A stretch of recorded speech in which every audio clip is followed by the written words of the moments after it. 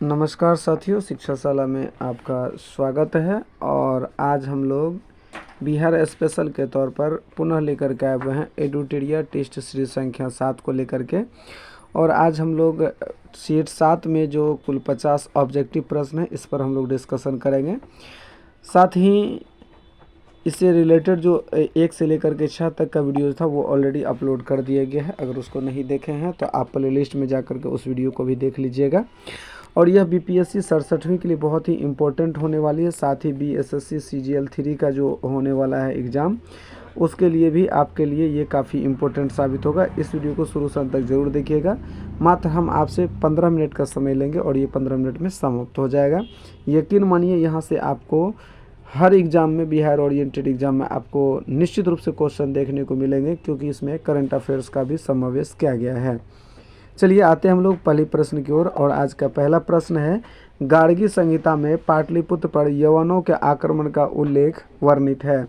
यहाँ से प्रश्न देखिए कैसे पूछा जा सकता है। पाटलिपुत्र पर यवनों के आक्रमण का उल्लेख निम्नलिखित में से किस ग्रंथ पर वर्णित है? तो गार्गी संहिता इसका हो जाएगा। यह आक्रमण किसके शासनकाल में हुआ था?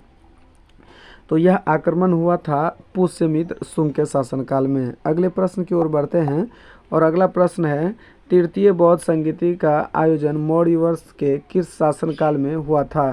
तो देखिए, तृतीय बौद्ध संगीति पूछ रहा है। इससे पहले द्वितीय को भी आप लोग रिकॉल कर लीजिएगा, किसके शासनकाल में हुआ था तृतीय बौद्ध संगीति का आयोजन? तो ये हुआ था अशोक के समय में। और इस समय जो इस संगीत का आयोजन हुआ था, इसका अध्यक्ष था, ये भी आपको याद रखना चाहिए। आगे हम लोग बढ़ते हैं तीसरे नंबर प्रश्न में, जैन धर्म के 24वें तीर्थकर महावीर स्वामी का जन्म कहाँ हुआ था? इसका सही आंसर हो जाएगा कुंडलग्राम में।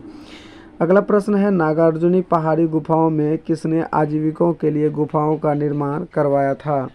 तो इसका आंसर हो जाएगा इनमें से कोई नहीं या इनमें से एक से अधिक। अगले प्रश्न में आते हैं, बिहार सहित पूर्वी भारत में आर्यों का आगमन हुआ था, ये कब हुआ था? उत्तर वैदिक काल में। अगले प्रश्न में आते हैं, ओदंतपुरी विश्वविद्यालय की स्थापना किस पाल शासक ने करवाई थी? देखिए, ओदंतपुरी विश्वविद्यालय के बारे में पूछा जा रहा है, तो ये करवाया था गोपाल ने। अगले प्रश्न में आते हैं, और गुप्तकालीन पशु विज्ञानी कौन थे? गुप्त काल का पशु विज्ञानी कह रहा है, कौन थे? तो ये थे महिपा, ये राइट आंसर। बंगाल अभियान से लौटते समय गयासुद्दीन तुगलक ने किस क्षेत्र पर आक्रमण किया था? यानी बंगाल अभियान से जब लौट रहे थे गयासुद्दीन तुगलक, तो वो किस क्षेत्र पर आक्रमण किए थे? इसका आंसर हो जाएगा ए, तिरहुत क्षेत्र पर। अगले प्रश्न में आते हैं, और मोहम्मद बिन तुगलक ने बिहार के किस नगर का नाम तुगलकपुर रखा? देखिए, मोहम्मद बिन तुगलक के नाम से ही बिहार के एक जगह का नाम रखा है तुगलकपुर। वो कौन सा जगह था? वो था दरभंगा। यानी दरभंगा का नाम मोहम्मद बिन तुगलक ने अपने ही नाम पर तुगलकपुर रखा था।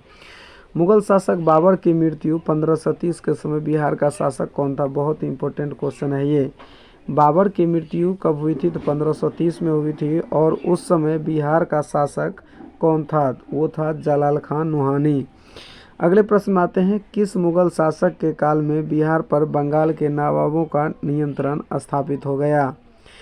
तो इस समय जो थे वो थे बहादुर शाह प्रथम, और इसी के समय में बिहार पर बंगाल के नवाबों का शासन हुआ था।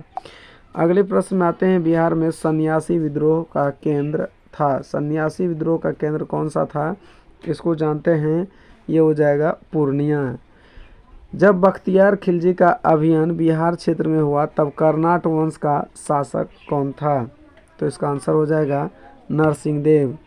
अगले प्रश्न में बढ़ते हैं, किस युद्ध के पश्चात शाह आलम द्वितीय ने बिहार, बंगाल, उड़ीसा के क्षेत्रों में लगान वसूली का अधिकार ईस्ट इंडिया कंपनी को दे दिया? तो इसका आंसर हो जाएगा बक्सर का युद्ध, जो कि 1764 ईस्वी में हुआ था, जिसमें कि बंगाल के नवाब और अवध के नवाब और एक जो थे वो मुग़ल शासक, ये तीनों के संयुक्त सेना को ब्रिटिश ईस्ट इंडिया कंपनी का जो सेना का नेतृत्व मुनरो कर रहे थे, उन्होंने हराया था।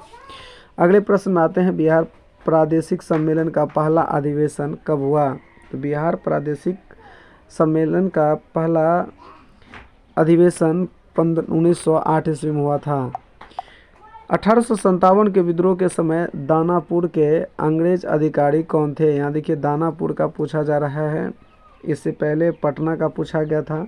तो पटना से विलियम टेलर था और दानापुर से कैप्टन रेतरे था।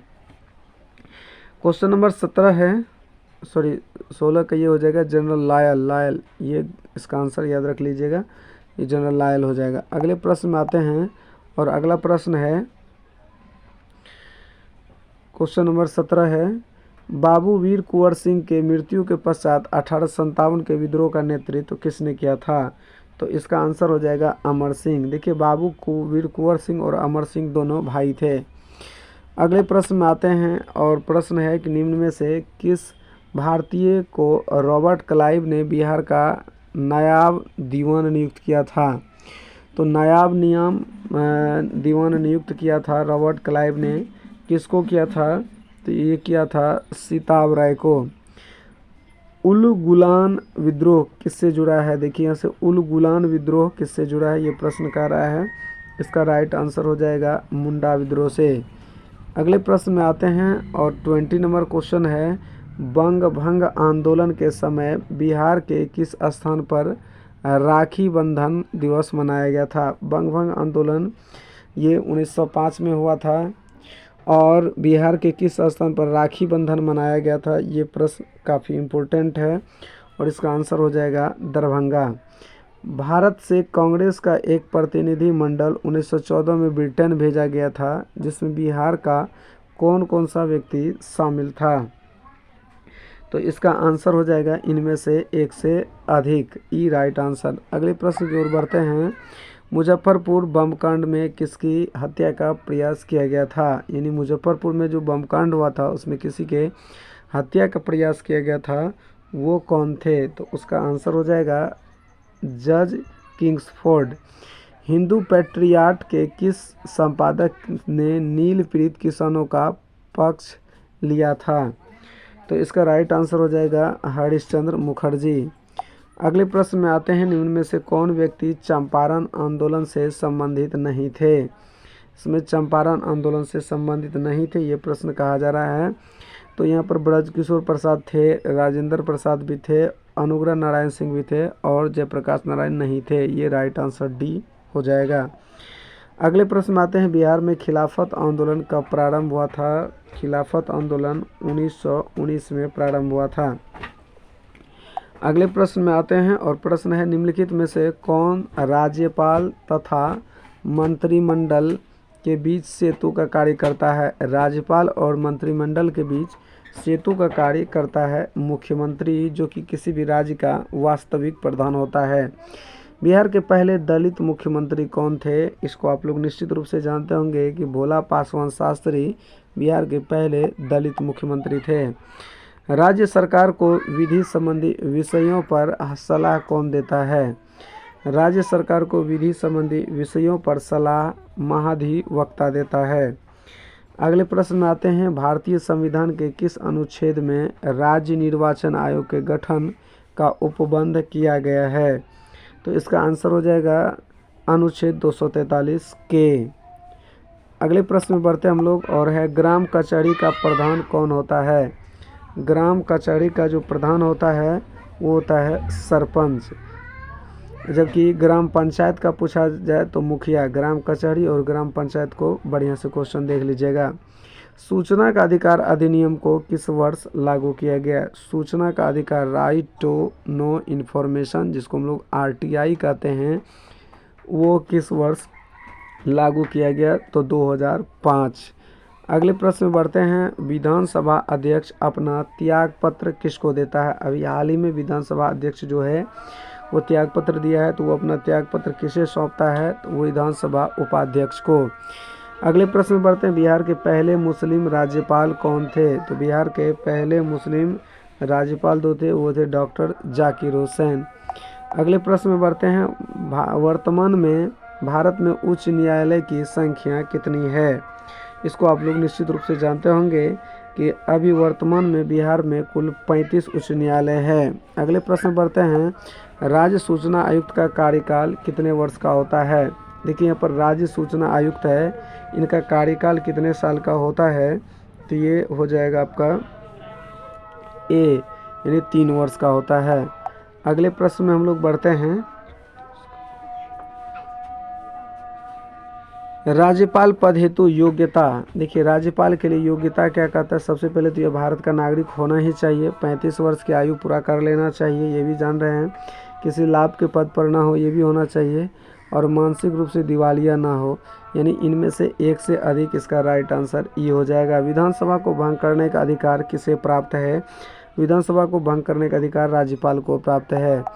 अगला है तिरहुत प्रमंडल का मुख्यालय कहाँ है, तो आप लोग जानते होंगे निश्चित रूप से कि तिरहुत प्रमंडल का मुख्यालय वो मुजफ्फरपुर में है। प्रमंडल से रिलेटेड मैंने एक वीडियोज़ बनाई है, आप चाहें तो उस वीडियोज़ को भी देख सकते हैं, उसका लिंक इस वीडियो के डिस्क्रिप्शन में मिल जाएगा। आगे हम लोग बढ़ते हैं, बिहार का राजकीय पुष्प क्या है, तो बिहार का जो राजकीय पुष्प है, यहाँ से क्वेश्चन कर रहा है कि बिहार का राजकीय पुष्प क्या है।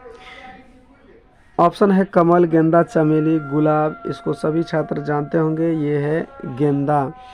अगले प्रश्न बढ़ते हैं और प्रश्न है, बिहार का दूसरा चिड़ियाघर कहाँ स्थापित किया जा रहा है। पहला तो पटना में है, दूसरा कहाँ किया जा रहा है, ये अररिया में किया जा रहा है। बिहार सरकार की महत्वाकांक्षी योजना 7 में से जो 2 है, इसकी कार्य अवधि क्या है, तो पहला जो था वो था 2017 और दूसरा कह रहा है कि क्या है, तो इसका जो आंसर हो जाएगा वो हो जाएगा 2020-25। अगला हम लोग बढ़ते हैं, उत्तरी कोयल नदी किसकी सहायक नदी है। उत्तरी कोयल नदी जो सहायक नदी है वो है सोन नदी की। बिहार के किस जिला क्षेत्र में लाल मिट्टी की बहुलता है, तो लाल मिट्टी की बहुलता इसके इनमें से एक से अधिक ई राइट आंसर हो जाएगा। अगले प्रश्न में बढ़ते हैं, ग्रीष्म ऋतु में बिहार के किस क्षेत्र में सर्वाधिक वर्षा होती है, तो ग्रीष्म ऋतु में वर्षा होती बिहार के किस क्षेत्र में सबसे अधिक होती है, पूर्वी भाग में। बिहार के कितने जिलों से होकर गंगा नदी प्रवाहित होती है, तो बिहार के कुल 12 जिलों से होकर के गंगा नदी प्रवाहित होती है, ये भी बीपीएससी में पूछा गया था। निम्नलिखित में से कौन सा जलकुंड मुंगेर में स्थित नहीं है, तो इसका आंसर हो जाएगा मखदूम कुंड, यह मुंगेर में स्थित नहीं है। पूर्वी त्रिवेणी नहर से सर्वाधिक लाभान्वित जिला कौन सा है, ये पश्चिम चंपारण है त्रिवेणी नहर से। और अगले प्रश्न की ओर हम लोग बढ़ते हैं, पड़ोसी राज्य झारखंड के साथ बिहार के कितने जिले की सीमा है। झारखंड के साथ बिहार का सीमा के बारे में क्वेश्चन है और इसका राइट आंसर हो जाएगा 8। बिहार की जनसंख्या भारत की जनसंख्या का कितना प्रतिशत है, ये भी काफ़ी इम्पोर्टेंट है, तो इसका आंसर हो जाएगा 8.61%, यानी 8.61%, यानी 8.6 राइट आंसर हो जाएगा। अगले प्रश्न है और आज का ये लास्ट क्वेश्चन है कि 2011 की जनगणना के अनुसार सर्वाधिक पुरुष साक्षरता वाला जिला कौन सा है। पुरुष और महिला, पुरुष में आइए तो रोहतास है, ये आपको याद रखना है। तो साथियों ये थे आज के कुल 50 प्रश्न। उम्मीद करते हैं कि आप लोगों ने इसको भली भांति देख लिया होगा।